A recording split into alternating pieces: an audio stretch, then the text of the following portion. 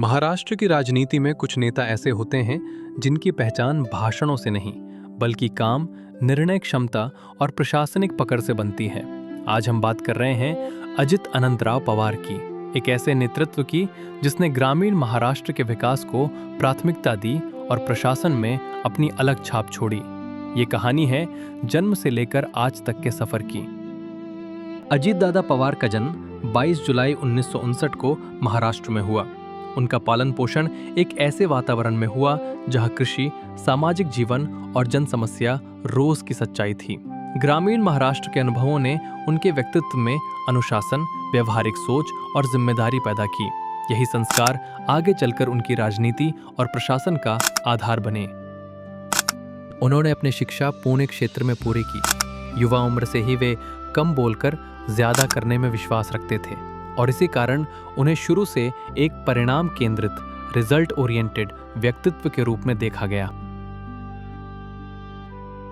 अजीत दादा पवार ने राजनीति की शुरुआत स्थानीय स्तर से की। स्थानीय प्रशासन को करीब से समझना, गांव-गांव जाकर समस्याएं सुनना और समाधान तक पहुंचना, यही उनकी वर्किंग स्टाइल बनी। धीरे धीरे वे बारामती क्षेत्र से एक मजबूत जनप्रतिनिधि बनकर उभरे और फिर विधानसभा में कदम रखते ही उनकी पहचान एक तेज निर्णय लेने वाले नेता के रूप में होने लगी। साल 1991 में अजीत पवार बारामती से लोकसभा सांसद चुने गए थे, लेकिन ये सीट उन्होंने अपने चाचा शरद पवार के लिए खाली कर दी थी।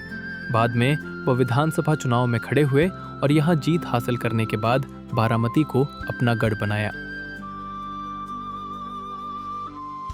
अजीत दादा पवार ने सत्ता में रहते हुए जल संसाधन योजना और कृषि जैसे विभागों को संभाला। साल 2010 में वो पहली बार उप मुख्यमंत्री बने। अजीत पवार के बारे में कहा जाता है कि वो सुबह से ही काम शुरू कर देते थे और अधिकारियों के बीच उनकी सख्त छवि थी। अजीत पवार की सबसे बड़ी ताकत रही है उनका जमीनी जुड़ाव और प्रशासन पर सीधी पकड़। उनकी कार्यशैली में तेज निर्णय, समय की पाबंदी और काम की मॉनिटरिंग एक प्रमुख पहचान बन गई।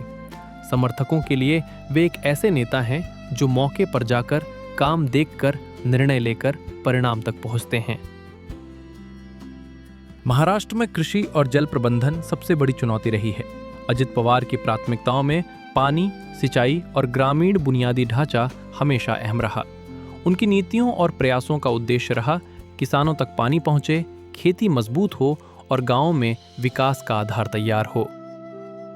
सत्ता और प्रशासन में रहते हुए अजित पवार ने इंफ्रास्ट्रक्चर और जन सुविधाओं को मजबूत करने पर जोर दिया।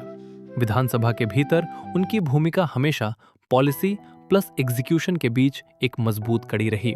उन्हें एक ऐसे नेता के तौर पर देखा जाता है जो योजनाओं को सिर्फ कागज पर नहीं, ग्राउंड पर ट्रांसलेट करने में विश्वास रखते हैं। अजीत पवार जी ने कई बार राज्य सरकार में महत्वपूर्ण पदों पर जिम्मेदारी निभाई और महाराष्ट्र के उप मुख्यमंत्री के रूप में उन्होंने प्रशासनिक अनुभव और नेतृत्व क्षमता को एक नई दिशा दी। उनकी भूमिका रही सरकारी मशीनरी को गति देना, जमीनी स्तर के कामों की समीक्षा करना और विकास योजनाओं को आगे बढ़ाना। अजीत पवार की पहचान बनी कठोर अनुशासन प्लस तेज निर्णय प्लस काम का फोकस। वे उन नेताओं में माने जाते हैं जो प्रशासनिक भाषा भी समझते हैं और जनता की भाषा भी। बारामती क्षेत्र में उनका कार्य उनकी विकास सोच की एक झलक देता है, जहां योजनाओं का उद्देश्य स्थायी समाधान और मजबूत भविष्य रहा है। वक्त कभी एक जैसा नहीं रहता और कुछ खबरें ऐसी होती हैं जो पूरे राज्य को अंदर तक झकझोर देती हैं। 28 जनवरी 2026 को महाराष्ट्र ने एक ऐसी घटना देखी जिसने राजनीति के साथ साथ आम जनता के दिलों में भी गहरी छाप छोड़ दी।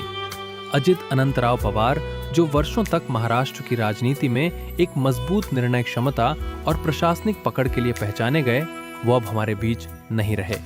उनके जाने से महाराष्ट्र की राजनीति ने एक ऐसा नेतृत्व खो दिया जो काम की गति, जमीनी जुड़ाव और विकास के दृष्टिकोण के लिए जाना जाता था। बारामती से लेकर मुंबई तक उनके समर्थकों, कार्यकर्ताओं और नागरिकों ने एक ही बात कही, ये सिर्फ एक नेता का जाना नहीं, ये एक पूरे दौर का अंत है। आज भी उनके कार्य, उनकी योजनाएं और उनका नेतृत्व लाखों लोगों की यादों में जीवित है। अजित पवार 1959 से 2026 आपका योगदान हमेशा याद रखा जाएगा।